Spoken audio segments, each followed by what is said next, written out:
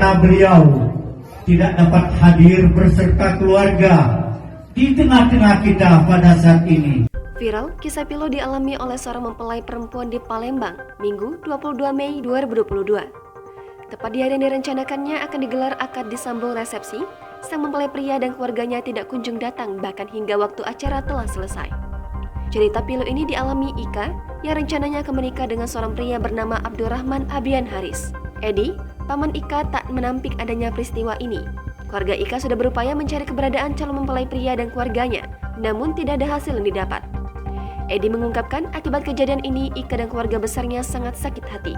Jadi omongan dia terus, kalau kau nak ini nikah terpaksa motor kau itulah dia dah aku itu motor kesayangan aku. Ya kami dapat duit, motor kau itulah satu-satunya jalan.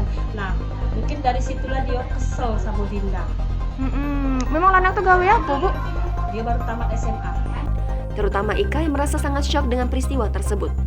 Diketahui, peristiwa ini viral di sosial media termasuk Instagram.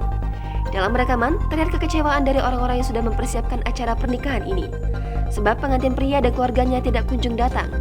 Tidak datangnya mempelai pria terpaksa diumumkan ke seluruh tamu undangan yang hadir.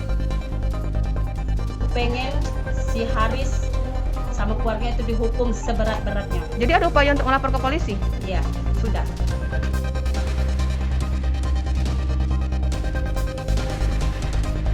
Kalau katanya informasinya orang tuanya si Haris ini PNS atau gimana, Bu? Ya PNS di Cengal, Desa Cengal Oki.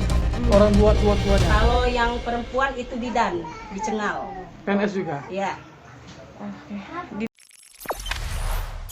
Jangan lupa subscribe, share, komen, dan like ya.